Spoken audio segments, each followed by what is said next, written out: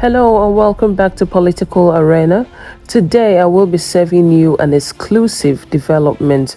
We would like to dive into the latest explosive development in the case of Nnamdi Kanu, the IPOB leader. Well, he has written a formal letter of complaint and appeal to the Nigerian Medical Association, raising grave concerns about his health condition in DSS custody. But this is not just a medical matter, it is a political and human rights crisis. Now, I'm going to break it down and read parts of the letter to you.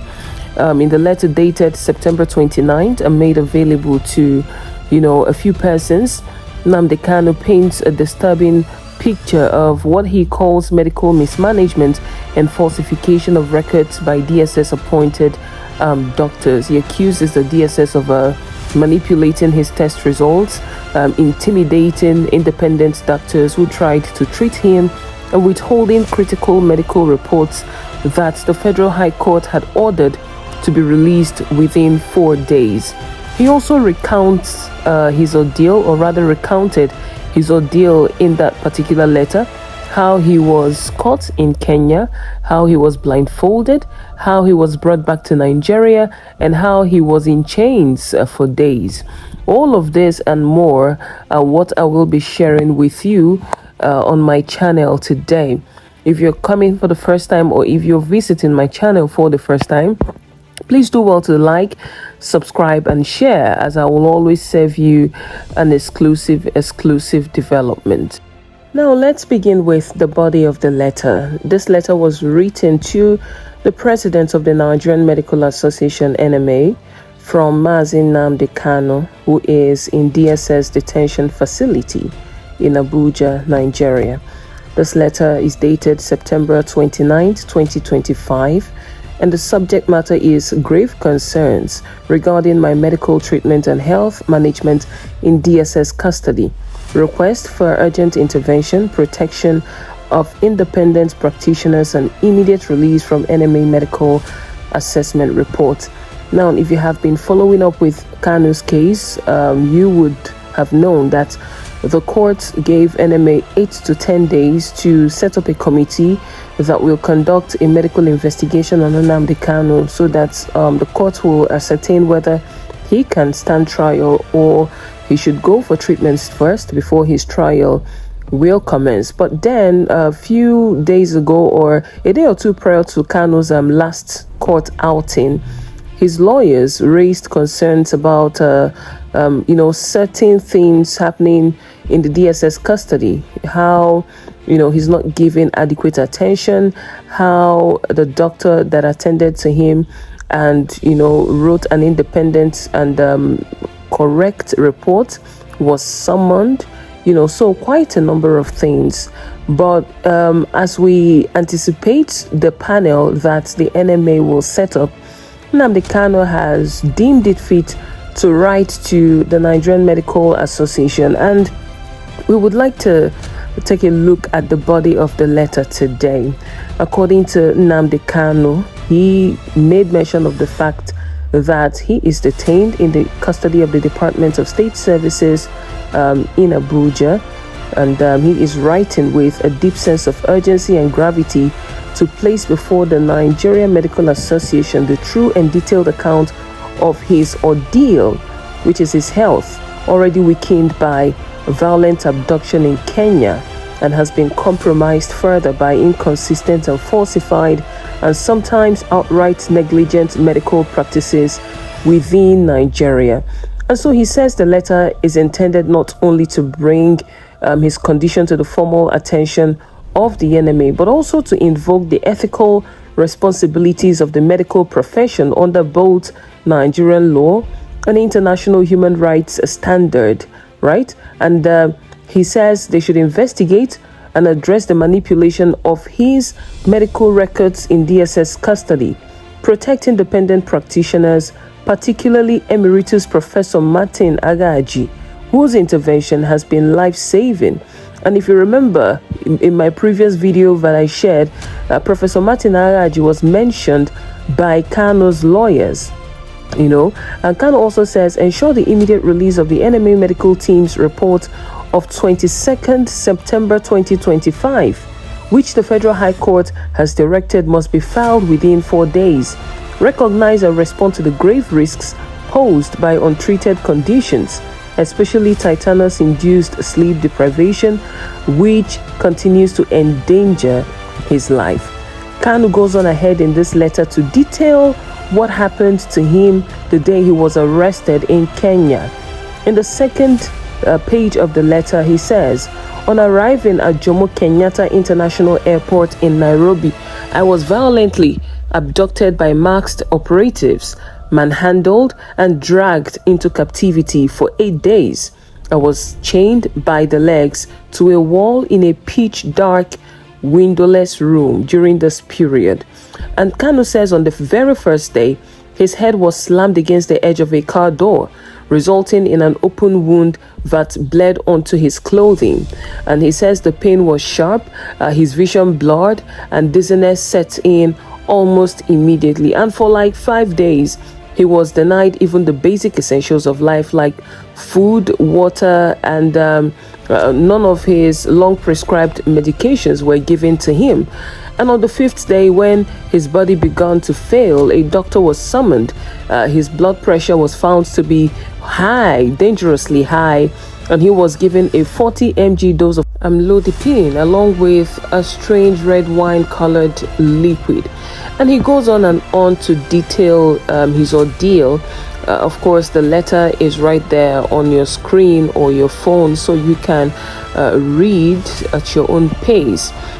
Still on the second page of the letter, Nnamdi Kanu outlined the medications that he is taking. He talked about the medical mismanagement of his condition in Nigeria. But let's proceed to the third page of the letter, where he talked about falsification of medical records and continuing symptoms. Nnamdi Kanu said from the moment Dr. Nasiru Mohammed assumed control, he began to falsify his test results. He recorded normal potassium levels when in reality they were dangerously low. And when challenged as to why a potassium-sparing drug like Esplerenon was still prescribed, Kanu said he would provide no medical justification. And he went on ahead to talk about the role of independent physicians, and he made mention of his long-time personal physician, Dr. Sifin, who has treated him faithfully for decades. Kanu said Dr. Sifin was barred from accessing him and was also intimidated into silence. In this letter, he says this exclusion lasted until the intervention of Emeritus Professor Martin Aghaji, a globally respected surgeon and medical teacher.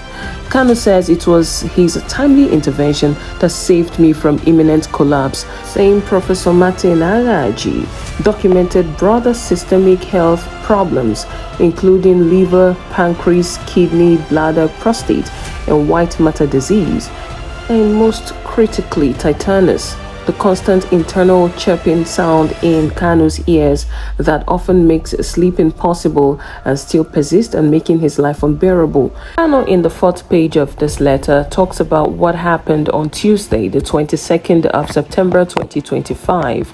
He said a panel of NMA doctors, acting under the directive of the Attorney General of the Federation, assessed him in the presence of his brother and Dr. Mohammed. Their findings fully corroborated the diagnosis made by Professor Emeritus Martin Aghaji and identified yet another condition requiring nasal surgery. And so the Federal High Court has ordered that the report of his assessment be submitted within 4 days. And he says he is formally demanding the immediate release of this report. Any delay creates the real danger that a substitute teleguided panel may be assembled, thereby undermining the truth. Kanu says falsification of medical records by DSS-appointed doctors is a grave violation of ethics. Intimidation of independent physicians undermines patient care and public trust, and denial of his right under Rule 27 of the Mandela Rules to be treated by a physician of his choice, and also failure to disclose test results or medications breaches the principles of informed consent. neglect of tinnitus, and sleep deprivation shows a reckless disregard for the life-threatening impact of untreated conditions. So Kanu's demands are quite simple and straight to the point. He is asking the Nigerian Medical Association NMA to ensure immediate release of the NMA report of 22nd of September 2025 to the Federal High Court within the mandated 4-day window, and also affirm and protect the role of Professor Martin Aghaji as his physician of choice, free from intimidation. Kanu says investigate the conduct of Dr. Nasiru Mohammed and other DSS-appointed doctors for falsification of results, and also recognize tinnitus and sleep deprivation as urgent dangers requiring immediate medical response. Institute an independent oversight mechanism to guarantee medical ethics and patients' rights in cases involving detainees. And so, in conclusion, Kanu says this letter has set out in detail the progression of his medical ordeal from abduction and abuse in Kenya through neglect and falsification in Nigeria to the life-saving yet embattled intervention of Emeritus Professor Martin Aghaji. Nnamdi Kanu is thereby urging the NMA to act with urgency and integrity to protect both his life and the ethical standing of the medical profession in Nigeria. And so, the credibility of the Nigerian Medical Association is on trial. Will they act independently and uphold medical ethics, or bow to political pressure? And to the judiciary, a federal high court has already ordered the release of the NMA report. Any delay weakens the authority of the courts. And if this can happen to Nnamdi Kanu, what about ordinary citizens in custody without media attention? Here are the hard questions for debate. Should doctors really compromise their medical oath to satisfy DSS directives? This is, one of the questions somebody asked, and I thought it is quite interesting for them to answer that question. Why is the NMA medical report still withheld despite a court order? What kind of precedent does this set for Nigeria's justice system and human rights record? This letter is more than a medical complaint. It is a political chess move, tying Kanu's survival directly to the credibility of Nigeria's medical profession, judiciary, and government. Well, will the NMA stand on the side of ethics and humanity, or will be remembered as complicit in silence? Well, these are the questions that we are asking, and we'll bring you more updates as the story unfolds. If you're here for the first time, do also like, subscribe, share, and be a part of the conversation in the comments. See you in the next one.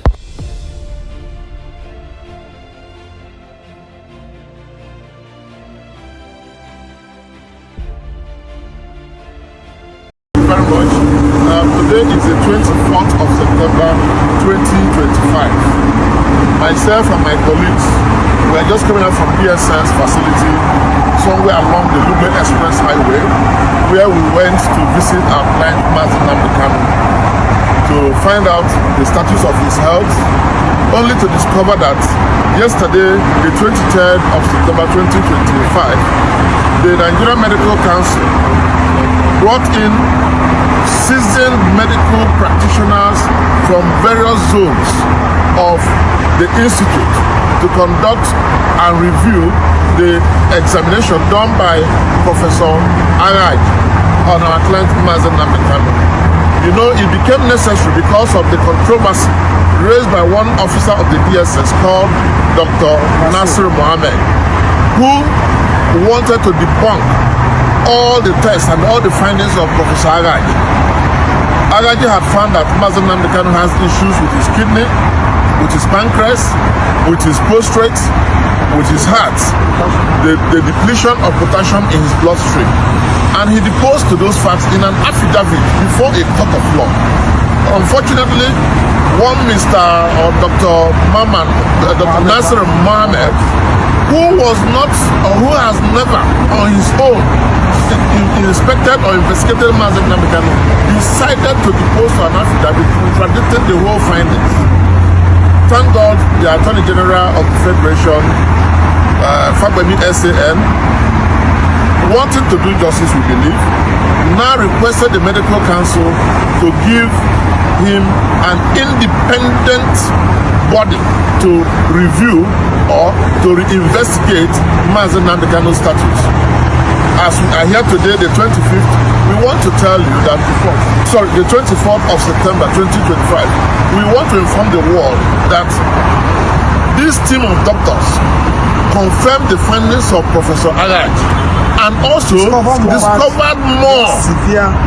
As a matter of fact, they found out that Mazi has an issue with the nosary that requires urgent medical surgery. Now, this is incurred as a result of torture in Kenya, in the hands of the Kenyan security operatives and their Nigerian collaborators when they renditioned him from Kenya to Abuja, Nigeria. So the situation of Mazi Nnamdi Kanu's health, as we are saying today, is deteriorating by the day. We are urging Nigerians and lovers of freedom to take into consideration that it is only a man that is alive that can ever stand trial. And we do not know what is the specific interest of Nasir Mohammed that he is giving counter affidavit, counter information to the Nigerian society. What does he have to gain from the ill health of Mazi Nnamdi Kanu? Please, we want our country to understand that Mazi Nnamdi Kanu, who has not committed any crime known to law, is suffering injustice and punishment for something that does not exist. Mazi Nnamdi Kanu only believes in the freedom of his people.